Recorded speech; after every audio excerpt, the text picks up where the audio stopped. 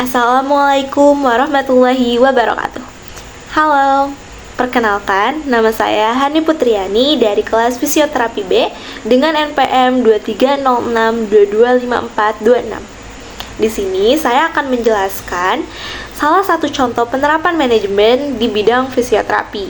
Nah, salah satunya itu ada bidang manajemen operasional. Kayak gimana sih penerapan manajemen operasional di bidang fisioterapi? Yuk, simak. Di sini saya akan menjelaskan mengenai manajemen operasional di dalam klinik fisioterapi. Nah, ini merupakan salah satu penerapan bidang manajemen dalam tenaga kesehatan fisioterapi. Pertama-tama, teman-teman tahu gak sih apa sih manajemen operasional itu? Manajemen operasional merupakan bagian manajemen yang erat kaitannya dengan melakukan, mengawasi, dan mengendalikan kegiatan atau aktivitas.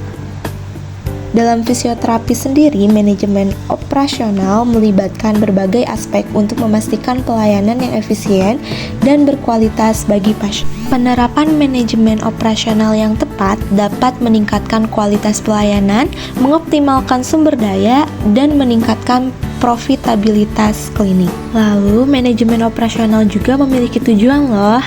Yang pertama, tujuannya yaitu meningkatkan kualitas pelayanan, mengoptimalkan sumber daya, meningkatkan daya saing klinik, meningkatkan keselamatan dan keamanan, dan juga meningkatkan kepatuhan terhadap regulasi. Beberapa hal yang perlu diperhatikan dalam manajemen operasional klinik fisioterapi. Yang pertama ada perencanaan dan pengorganisasian. Dalam perencanaan dan pengorganisasian, itu terdapat yang pertama ada penjadwalan, yaitu mengatur jadwal terapis fisioterapi dan pasien dengan efisien. Yang kedua ada sumber daya, yaitu memastikan ketersediaan peralatan fisioterapi, ruang terapi, dan tenaga keterampilan. Dan yang terakhir ada koordinasi, yaitu berkoordinasi dengan tim medis lainnya untuk memberikan pelayanan yang terintegrasi. Nah, selanjutnya itu ada manajemen tata letak dan ergonomis. Tata letak klinik yang dirancang dengan baik dapat meningkatkan efisiensi alur kerja dan kenyamanan pasien, mempertimbangkan penempatan ruang tunggu, ruang fisioterapi, dan area administrasi yang mudah diakses, dan memastikan ergonomi ruangan dan alat fisioterapi sesuai untuk staf dan pasien. Aspek selanjutnya yaitu pengelolaan keuangan.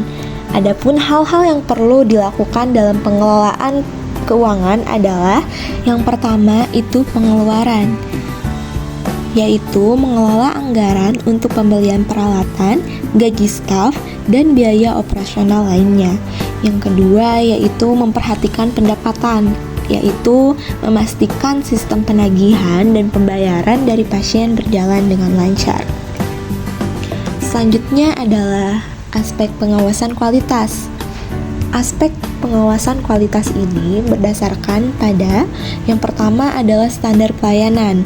Seorang fisioterapis atau manajemen pengelolaan perlu memperhatikan standar pelayanan dan mengikuti standar praktik profesi fisioterapi. Selanjutnya yaitu evaluasi atau melakukan evaluasi terhadap hasil terapi dan kepuasan pasien. Nah, selanjutnya adalah aspek manajemen sumber daya manusia.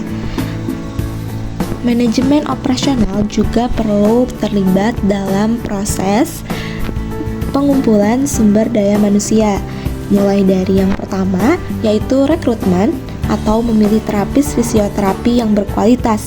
Yang kedua, pelatihan atau memberikan pelatihan dan pengembangan kepada staf.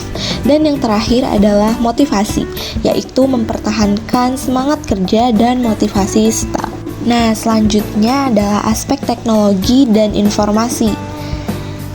Aspek teknologi dan informasi meliputi yang pertama, penggunaan sistem informasi, yaitu dengan menggunakan sistem informasi untuk manajemen data, pasien, jadwal, dan inventaris.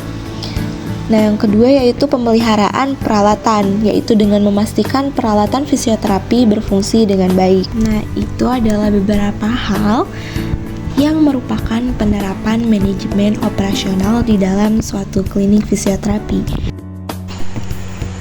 Gimana nih teman-teman penjelasan tentang manajemen operasional di bidang fisioterapi tadi? Semoga mudah dimengerti ya. Saya Hani Putriani izin pamit undur diri. Dadah.